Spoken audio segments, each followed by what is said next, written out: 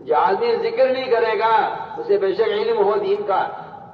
وہ اس اندھے کی طرح ہے جس کی آنکھوں میں روشنی نہ ہو، کیا کرے گا، کہاں جائے گا؟ جو آدمی جانتا ہے لیکن اندھا ہے، ایک قدم نہیں اٹھا سکتا۔ آدمی کو معلوم ہے اپنے گھر کا نقشہ معلوم ہے، اچانک لائٹ چلی جائے یہ گھر میں کھڑا رہ جائے گا، ایک قدم نہیں ہلا سکتا، جی کدھر جاؤں سمجھ نہیں آ رہا، کمرہ کدھر ہے، دروازہ کدھر ہے، اندھیرے میں خبر نہیں۔ بس میں کہتا ہوں کہ ذکر ایسی روشنی ہے کہ جسے چلنے میں راستہ نظر آئے گا، اگر راستہ نظر نہیں آتا آپ کے پیر کے نیچے سانپ ہے یا رسی آپ کو پتہ نہیں ہے، آپ اندھیرے میں سانپ کو پکڑ رہے یا رسی کو پکڑ رہے آپ کو پتہ نہیں ہے، آپ کس خطرے میں آپ ہاتھ ڈال دیں اندھیرے میں۔ ذکر سے روشنی ملے گی، ذکر سے روشنی ملے گی، یہ بات یاد رکھو کہ اللہ کا ذکر اللہ کے دھیان کے ساتھ کیا جائے، تنہا میں کیا جائے۔ روزانہ طے کرو کہ میں عصر کے بعد باوضو قبلہ رخ ہو کر مسجد میں بیٹھ کر، اس لیے میں نے مسجد کو کہا ہے کہ یہ گھروں کا ماحول اب رہا نہیں ہے ایسا کہ آدمی دھیان سے اللہ کے دھیان سے ذکر کر سکے، جی ہاں وہ بے دھیانی ہوتی ہے۔ مولانا صاحب فرماتے تھے اللہ کے دھیان کے بغیر ذکر کرنا ایسی بے ادبی ہے جس سے دلوں میں سستی غفلت پیدا ہوتی ہے۔ جب ذکر کریں تنہائی میں کریں، زبان کو دل کے تابع کریں، اللہ کے جمانے کی پوری کوشش کریں۔ اس طرح ایک کلمے تیسرے کلمے کی سبحان اللہ الحمدللہ لا الہ الا اللہ اللہ اکبر ولا حول ولا قوت الا باللہ العلی العظیم، ایک کلمہ توحید کی استغفار کی، تین تسبیح صبح شام جی لگا کر اللہ کی طرف متوجہ کر پڑھنے کا اہتمام فرمائیں۔ تمام اذکار میں افضل ذکر قرآن کی تلاوت ہے، اس سے افضل کوئی ذکر نہیں ہے، یہ اللہ کی ذات سے نکل کر آیا۔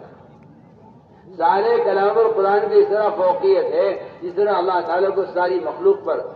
فوقیت ہے، اس طرح اللہ ساری مخلوق سے اعلیٰ ہے اور افضل ہے، اسی طرح اللہ کا کلام سارے کلاموں سے افضل ہے۔ اس طرح ہمیں مصنون دعاؤں کا بھی اہتمام کرنا ہے، مصنون دعاؤں کا بھی اہتمام کرنا ہے۔ مصنون دعاؤں نے قبولیت کے راستے دیکھے ہوئے ہیں، صبح شام کے تسبیحات کا اہتمام، ذکر کا اہتمام، تلاوت کا اہتمام، اور اس طرح مصنون دعاؤں کا اہتمام، اہتمام کریں اس کا کہ ہمیں دعاؤں کے ذریعے سے کامیابیاں نظر آنے لگیں۔ میں دعاؤں میں لگے رہو، کیونکہ دعا مانگنا اللہ کا حکم ہے، کوئی چیز ملے یا نہ ملے دعا مانگنا اللہ کا حکم ہے، نماز پڑھنا اللہ کا حکم ہے، کامیابی ملے نماز سے یا نہ ملے۔ میں تو غلام ہوں، اور غلام کو تو آقا کی بات پوری کرنی ہے، وہ آقا کو سے تو اس کا فضل ہے، وہ کچھ نہ دے تو میں اس سے میرا کوئی مطالبہ نہیں ہے، میں تو اللہ کا عمل پورا کر رہا ہوں۔ اس طرح دعاؤں کا خوب اہتمام کیا جائے۔ میرے دوستوں، جب مسلمان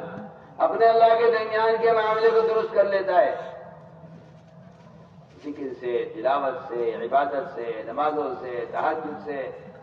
اور اللہ کے قریب ہو جاتا ہے، تو پھر بات صاف ہے کہ اگر اس کے مخلوق کے درمیان کے جھگڑے ختم ہو جاتے ہیں۔ وہ تو سارے آپس کے جھگڑے جتنے بھی ہیں، وہ سارے جھگڑے اس لیے ہیں کہ مسلمان جو اللہ سے بے تعلق ہو جاتا ہے تو آپس کے تعلقات مسلمانوں کے خراب ہو جاتے ہیں، اور جو آدمی اپنے اللہ کے درمیان کے تعلق کو درست کر لے اس کے مخلوق کے لیے کہ جب آدمی اللہ سے تعلق قائم کر لے گا تو دنیا اس کی نظر میں بے حیثیت ہو جائے گی، پھر اس کی ہمت نہیں ہے کہ کسی کا مال قبضائے، کسی کی دکان قبضائے، کسی کا مال چرائے، کسی کا حق مارے۔ جی ہاں، کیونکہ اللہ سے تعلق ہونے کے بعد بندے کے اندر آخرت کا فکر پیدا ہو جاتا ہے۔ تو جو آدمی اپنے اللہ کے درمیان کے معاملات کو درست کر لے، اللہ اس کے مخلوق کے درمیان کے حالات کو درست کر دیتے ہیں۔